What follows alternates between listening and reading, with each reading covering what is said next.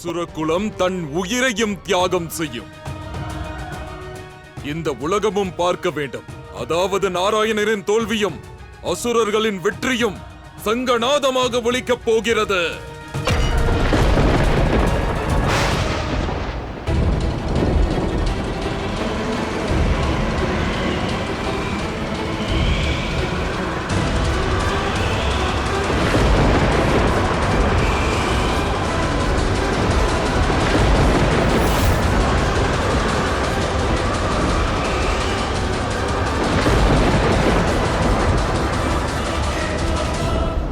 ராஜகுமாரன் வாசு, எந்தாருங்கள்.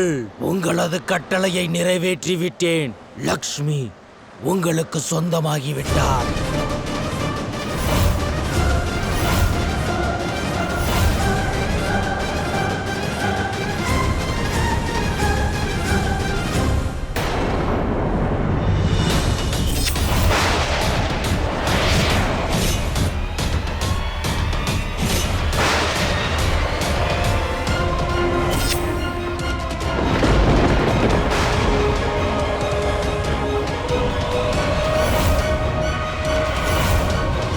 மிக அற்புதம்.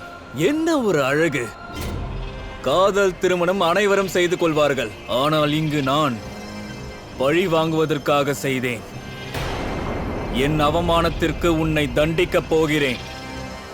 உன்னால் எதுவும் செய்ய முடியாது பார்கவி. லக்ஷ்மிக்காக நாராயணன் எது வேண்டுமானாலும் செய்வார். ஆனால் இப்பொழுது தாங்கள் பார்கவி மட்டுமல்ல, அஷ்டரூபத்தின் அஸ்தித்துவம் லக்ஷ்மியாகவும் இருக்கிறீர்கள். அதாவது லக்ஷ்மி. என்ன முயற்சி வேண்டுமோ செய்து கொள்ளுங்கள். ஆனால் இந்த கோலாசுரனின் இந்த சூறாவளியில் இருந்து தப்பிப்பது மிகவும் கடினமாகும். பிரம்மதேவரிடம் வரத்தை பெற்றிருக்கிறேன். இந்த சூறாவளியை 3 தேவர்களாலும் அழிக்க முடியாது. நான் இடையில் வந்தால் தங்கள் கண்ணியம் பாதிக்கப்படும். இந்த உலகை காப்பவனால் சக்தியை அழிக்க முடியும்.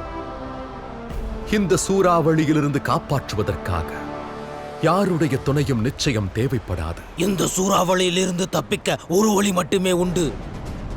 அவனை நான் தான் விடுவிக்க வேண்டும். இவன் விடுவிக்க வேண்டும் என்றால் அதற்கு நான் உத்தரவு விட வேண்டும்.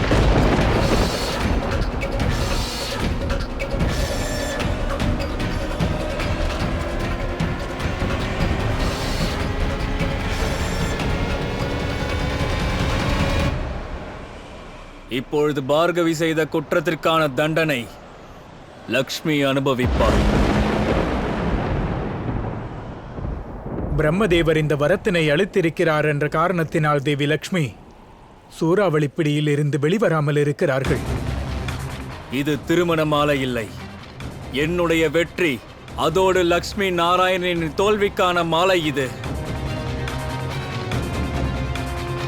காரணம், இதற்கு பிறகு நாராயணனோட லக்ஷ்மி இல்லை, ராஜகுமார் வாசுவின் பெயர் தான் இணைந்துவிடும்.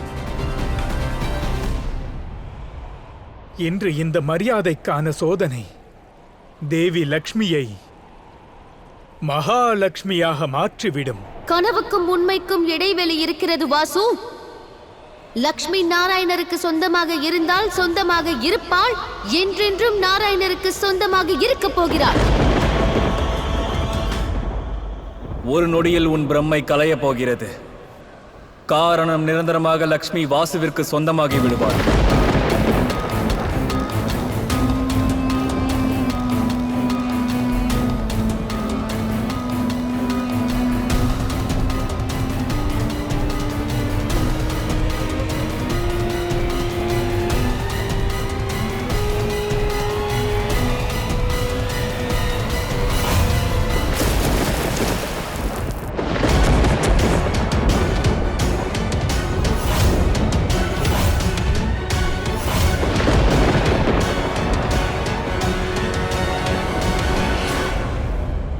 கோலாசுரா, இவள் அசைய முடியாதபடி இவளை பிணைத்து விடு.